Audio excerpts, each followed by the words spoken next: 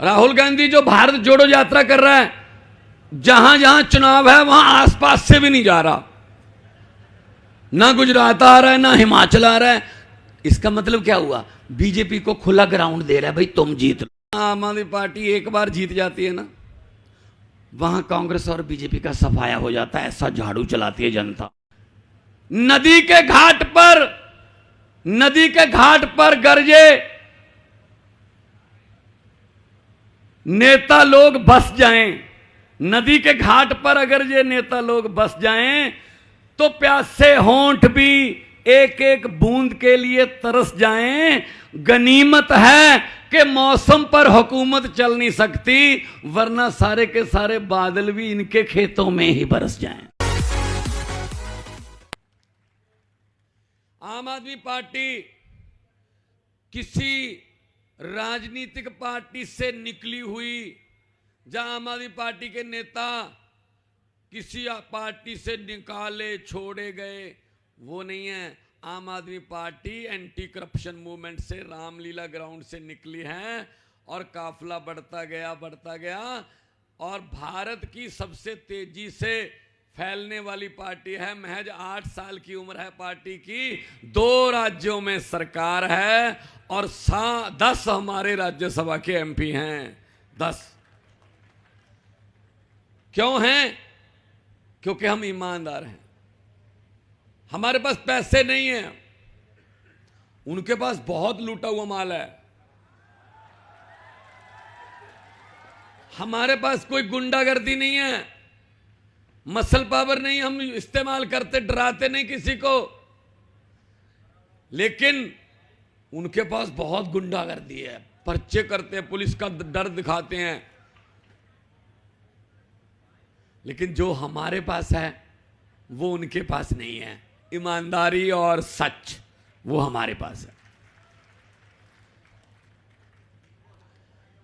मुझे पता चला कि यहां पर सुरेंद्रनगर के इलाके में कपास की खेती होती, पंजाब में भी बहुत नरमा और कपास की खेती होती। वही समस्या गुजरात के किसानों की है जो पंजाब के किसानों की है। 6 महीने पहले जो सरकारें थी पंजाब में, उन्होंने नकली बीज और नकली पेस्टिसाइड स्प्रे, इतने नकली बीज और स्प्रे बेची, कोई भी कपास की फसल मंडी तक नहीं पहुंची। कभी गुलाबी सुंडी, कभी चिट्टी मक्खी, सफेद मक्खी, यही यहां पे दिक्कत है। नारे भी वही लग रहे हैं, इनकलाब जिंदाबाद के और जय जवान जय किसान के। इसका मतलब समस्याएं भी वही हैं। भ्रष्टाचार से आप भी दुखी हो गए, पंजाब वाले भी ऐसे ही दुखी थे। 6 महीने पहले हमारी सरकार बनी, सबसे पहले हमने एक नंबर जारी किया लोगों के लिए, हेल्पलाइन, कि कोई सरकारी अफसर किसी डिस्ट्रिक्ट में, किसी तहसील में, किसी कचहरी में, कहाँ बैठा सरकारी अफसर अगर आपसे रिश्वत मांगता है तो मना मत करना, जेब में हाथ डाल के मोबाइल निकाल के उसकी वीडियो बना के हमें भेज देना, बाकी काम सरकार करेगी। वो करते हैं, हम हर रोज करते हैं। अब डरने लगे हैं। उन्होंने लिख दिया, देखो कितने तेज हैं ये लोग, मतलब इनके खून में आ गई रिश्वत। कई दफ्तरों के सामने लिख दिया, अंदर मोबाइल लाना मना है। हमने ऑर्डर किया कि अगर किसी ने यह लिखा कि अंदर मोबाइल लाना मना है तो उसकी वीडियो बने चाहे ना, उसको तो सस्पेंड ही कर देंगे फिर सीधा। क्योंकि अंदर मोबाइल अगर आ गया तो काम हो गया। हमारी तो पार्टी मोबाइल पे चलती है, व्हाट्सएप पे, फेसबुक पे, हमें दूसरा मीडिया तो दिखाता ही नहीं है। हमें अगर दिखाता है तो गालियां देता, बस केजरीवाल ये है, केजरीवाल वो है, ये नहीं है, ये है, गालियां। जब भी टीवी लगाओ, रात को जो डिबेट होती है उसमें अगर आधे घंटे के शो चल रहे हैं और जितने भी बैठे हैं वो पैनल पर वो आम आदमी पार्टी को गालियां दे रहे हैं, तो सुरेंद्रनगर वालों ये समझ लिया करो कि कहीं ना कहीं से आम आदमी पार्टी वाले जीत रहे होंगे इसलिए गालियां दे रहे हैं। अभी यहां गालियां दे रहे हैं, पंजाब में भी ऐसी गालियां दे रहे थे और आपस में मिले हुए हैं, पंजाब में भी मिले हुए हैं। आप सोचो, गुजरात का चुनाव है और हिमाचल का चुनाव है, मिलने की सबसे बड़ी एग्जांपल दे रहा हूं इनकी आपस में। अभी 10-15 दिन में तारीख घोषित हो जाएगी, गुजरात और हिमाचल। राहुल गांधी जो भारत जोड़ो यात्रा कर रहा है, जहां जहां चुनाव है वहां आसपास से भी नहीं जा रहा, ना गुजरात आ रहा है ना हिमाचल आ रहा है। इसका मतलब क्या हुआ? बीजेपी को खुला ग्राउंड दे रहा है, भाई तुम जीत लो। ऐसे नहीं होगा इस बार। मुझे पता चला यहां से 5 में से 4 एमएलए कांग्रेस के हैं। क्या कर सकते हैं अब, कांग्रेस वालों पे तो तरस ही आता है। 2 साल बाद प्रधान मिला, और प्रधान कैसे मिला, वो भी लड़ाइयां। कोई प्रधान बनने को तैयार नहीं है। राहुल गांधी जी के पास 2 मौके थे। पहले अगर कुछ करना चाहता तो मनमोहन सिंह की जब गवर्नमेंट थी, कांग्रेस की थी, उसमें मंत्री बन जाते। उसके बाद एक मौका था कि अपनी पार्टी के प्रधान बन जाते। दोनों नहीं बने, ना मंत्री ना प्रधान, लेकिन लोगों को यह कह रहे हैं मुझे प्रधानमंत्री बना दो। भाई तू ना प्रधान बना ना मंत्री, प्रधानमंत्री कैसे बना देंगे आपको भी लोग? कुछ करके तो दिखाओ। लोग कह रहे हैं, राहुल गांधी जी कह रहे हैं मुझे प्रधानमंत्री बनाओ, मैं कुछ करके दिखाऊंगा। लोग कहते हैं पहले कुछ करके दिखाओ फिर प्रधानमंत्री बनाएंगे। यह फर्क है। ये आपस में मिले हुए हैं। पंजाब में भी ऐसे ही चलता है इनका। ये नहीं चाहते कोई तीसरी पार्टी आए, क्योंकि इनका आपस में सेटिंग है। 27 साल हो गए गुजरात वालों, 27 साल। 2 जनरेशन चेंज हो जाते हैं 27 साल में। 27 साल से आप लोग बीजेपी को वोट दे रहे हो। अरे यार, पेड़ भी हर साल पत्ते बदल लेते हैं, तुम तो बदल लो इस बार, ताकि गुजरात के पेड़ भी खुश हो जाएं कि शुक्र है कुछ नया हुआ है, कोई नया सूरज उदय हुआ है। तो इनकी बातों में मत आना। झाड़ू का बटन दबाना, ये आपके पास आएंगे, आपको लालच देंगे कि ये ले लो, मना मत करना, ले लेना। आपके ही हैं, इन्होंने लूटे हुए हैं, आपके हैं वो।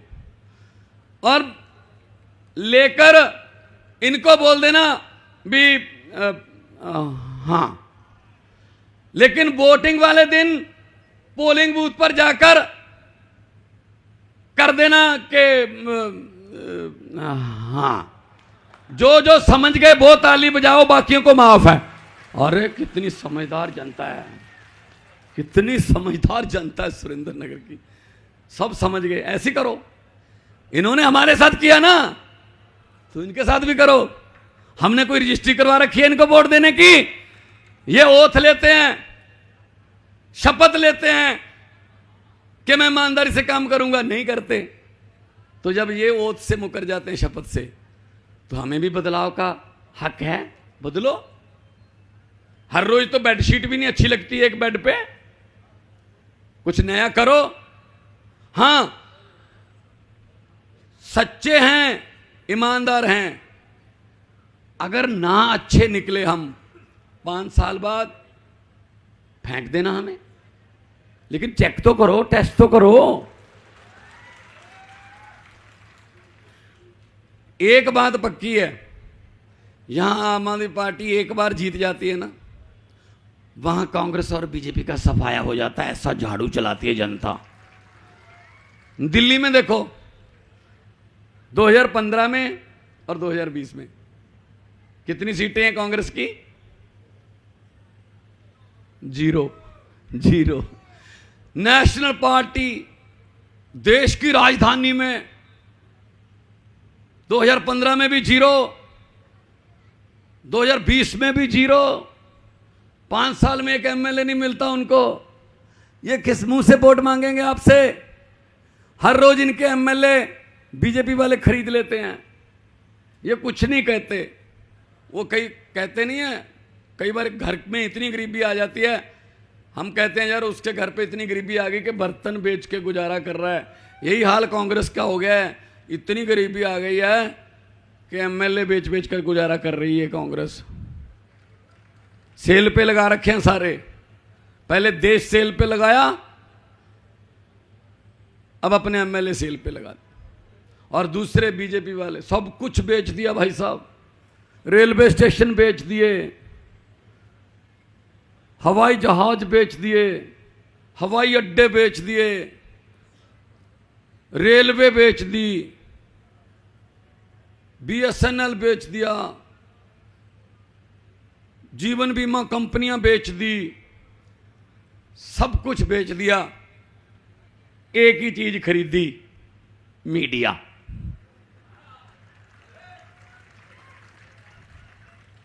जब देखो मीडिया वाले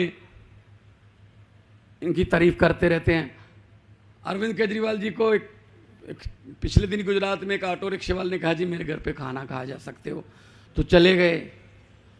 उसके बाद उसको पुलिस ने उठा लिया, 4 दिन अंदर रखा, और उसको बुलवाया गया उससे कि बोल खाना तो केजरीवाल को खिला दिया लेकिन वोट बीजेपी को दूंगा। ऐसे कैसे दे देगा वो? जबरदस्ती है कोई? एक और भी आपकी जो पीड़ा है, पंजाब की भी वही पीड़ा है। पंजाब में हमने एक्शन लेना शुरू कर दिया है और पूरे देश में उसका फायदा होगा। पर्ल कंपनी है, एक पर्ल कंपनी, करोड़ों रुपए लोगों का लेके भाग गई वो। पंजाब में हमने उनकी जितनी भी जमीनें हैं, जितनी भी जायदादें हैं, उसकी निशानदेही कर ली है। कोर्ट से आज्ञा लेकर उन जमीनों को बेचकर पर्ल वाले जो पीड़ित लोग हैं उनका पैसा ब्याज सहित हम वापस करेंगे। एक एक गांव में, एक एक गांव से 5-5 करोड़ रुपया पर्ल, और 5-10 गांव ऐसे हैं जहां 6-7, 8-8 आदमियों ने खुदकुशी कर ली क्योंकि रिश्तेदारों के पैसे लगवा दिए। तो रिश्तेदारों के पैसे लगवा दिए, वो भाग गए। अब रिश्तेदार कह रहे हैं मेरे पैसे दे, मैंने तुझे दिए थे।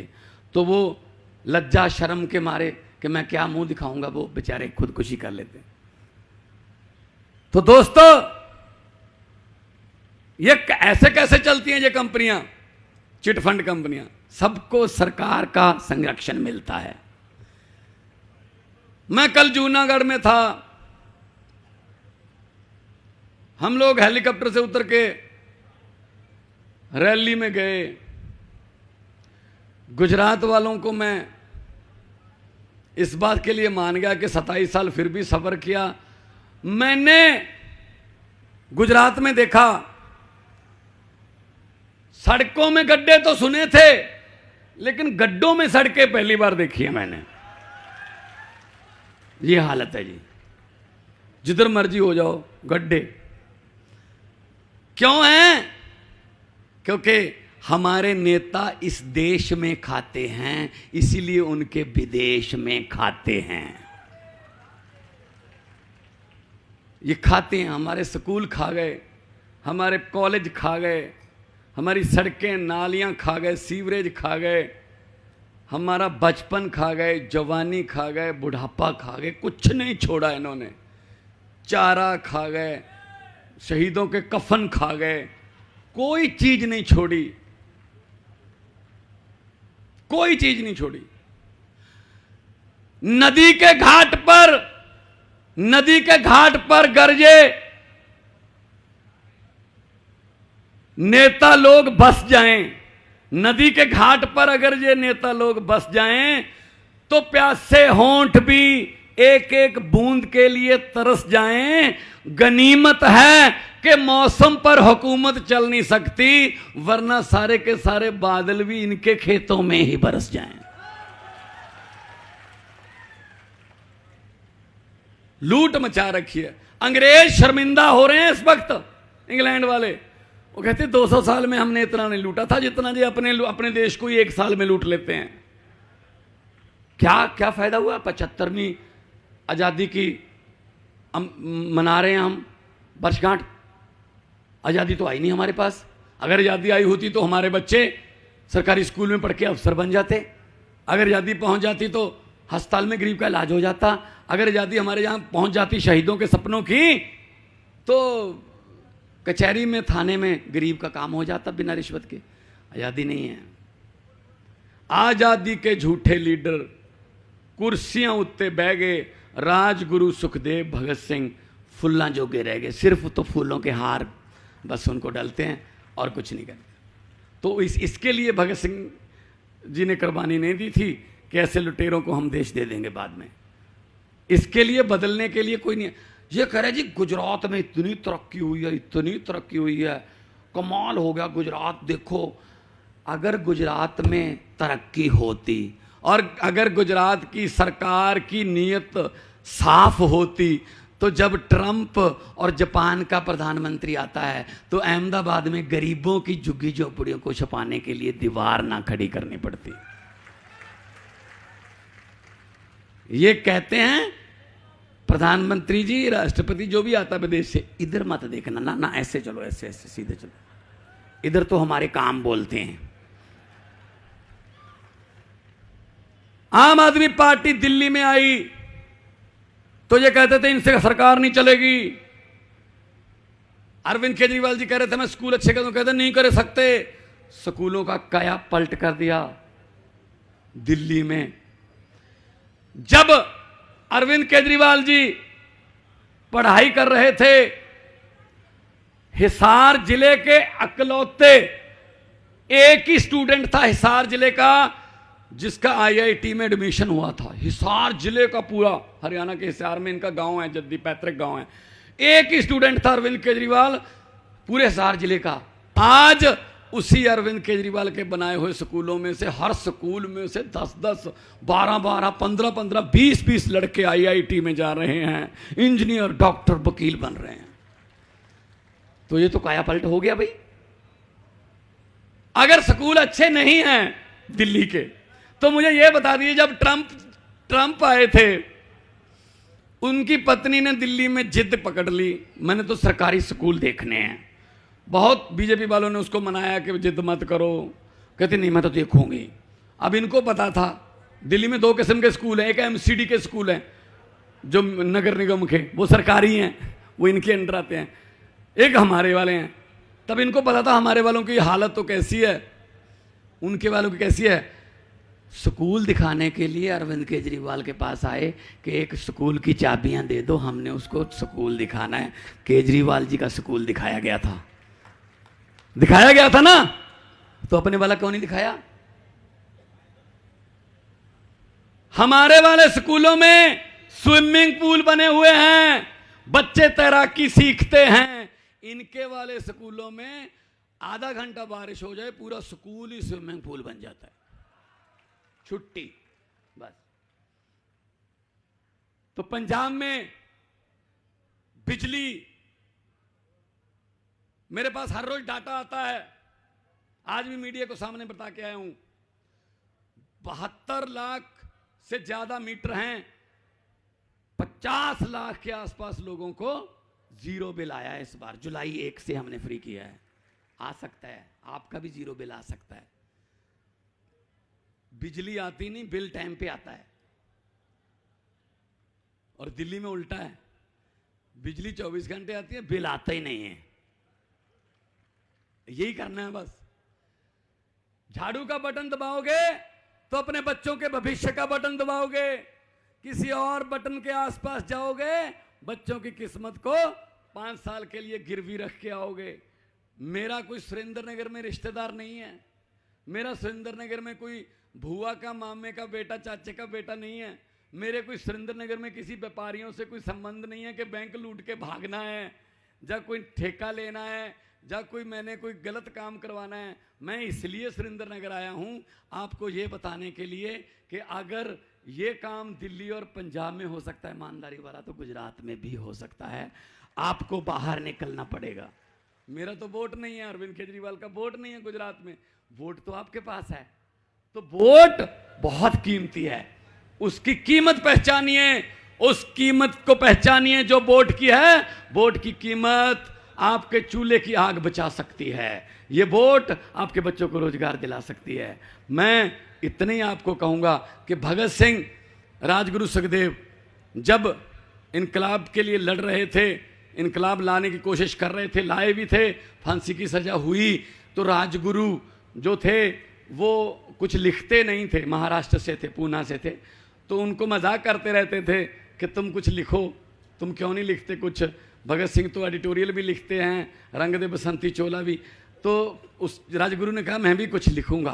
कहते कब लिखेगा? कहता लिखूंगा कभी, और आज़ाद भारत में कोई ना कोई आदमी उसको स्टेज पर पढ़ेगा, स्टेज से सुनाएगा। कहते मजाक कर रहा है, तेरे से लिखा नहीं जाएगा।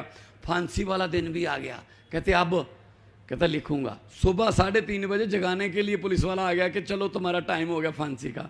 तो भगत सिंह ने कहा कब लिखेगा? उस पुलिस वाले को कहा कि कोयला ला के दे दे, कुछ लिखना है।